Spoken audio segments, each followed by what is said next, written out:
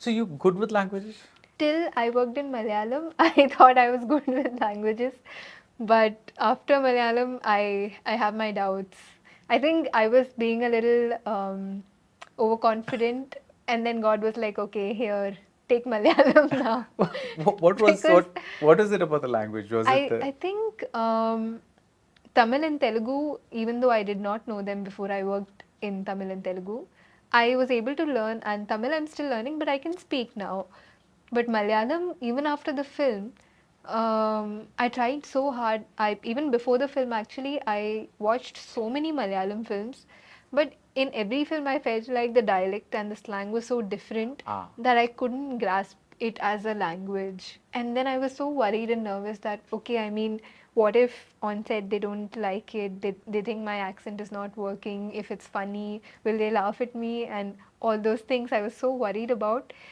And then I worked super, super hard on my lines. Like every day I would sit and like Did you have an just, AD here as well? I did. Would they split up the lines, the Uh, words as well? no, that I did on my own for this one. But there was an AD, Srijit. He helped me so much. He provided voice notes as well. And then I would sit and listen to it. But still, when he would come and rehearse my lines with me, he would sound very, very different from what I did. And then to get that, I would spend like the next day's dialogue, I would do it today and then like a day prior, so that the next day I have absolutely no problem and I can just focus on getting the performance right.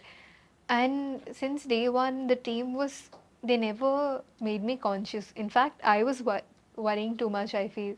They were so supportive and they never even spoke about my dialect or like, or if I'm sounding right, if I'm saying something wrong. And they never made me conscious of that. So I could perform so freely without being conscious of, oh, am I saying my line right? Is it sounding different, weird? Right. And all these things, which helped me so much. Right. How do you handle it when films do not do well? Because you had a stretch of successes and then a stretch of films that did not do well. And it was almost like people were waiting to pounce on you. Absolutely. I feel like since my first film was so well received, there was a set of people who were waiting to, for something to go wrong to be able to point it out. But at the same time, I never took responsibility or I never took credit for my success. So at the same time, I can't take credit for, like, complete credit for my failures also.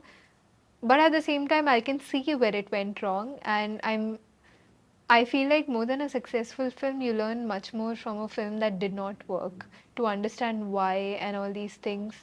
That made me a stronger technician, to be able to figure out why, to know why, to hear from people what did not work. And at the same time, I think from a personal experience, I learned so much about people and the industry, which, I mean, then it was very, very hard hitting, because it's almost like getting slapped. Like your instant reaction is, you don't expect it. You, even if you did expect it, it still hurts. But at the same time, after you come out stronger, learning all that at such so early on in my life, I feel like is still a blessing. It is. I mean, like you should be in college right now. You know, and I'm speaking to you like a veteran actor. That's amazing. It's Yeah. what you've done about 12 films so far? Yes. 12, right? Yeah. Like This yeah. is my ninth release, but I've done 12 Yeah, films. yeah. Finally, if you were to, apart from going to the washroom, if somebody wanted to become an actor, Yeah. what would you say are some of the things that they need to have within themselves? They're not from the industry, they're Yeah. from outside like you. What do you think is I think even though this might sound cliche, but I think it's patience for sure. I mean, everything will happen the way it's supposed to happen. We only feel like we have control over it, but we actually really don't. And everything is all, I feel like everything is destiny, it's already written. So only when the time is right, certain things will happen. Like I used to sit and think that, oh, why am I not doing this, like why is this not happening, and then there came a time where I felt glad that I didn't do all those things. Then that taught me a lot. And then patience, I think, is key for anybody. And at the same time, knowing that it's not easy, because that's something which caught me off guard. I expected it to be, I didn't have an expectation, I didn't chase luxury, but from what I saw outside, from outside, it looked like that. But You to, mean very glamorous and all that? yeah, Yeah, it yeah. looked very glamorous, like being an actress, and even though I wasn't chasing that, I it looked like that. But then that's not what it's like. It is hard work. It is blood, sweat, and tears for sure. And I think for me, it's obsession. I think obsession is my key. Like, I'm extremely obsessed with what I do, and that some people love, some people don't.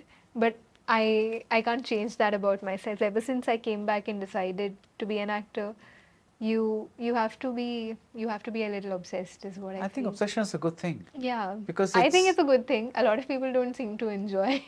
okay. Being on the other side of it, I think unless you're really passionate and 500% into Yeah, for something, sure. and it's I don't think it works otherwise.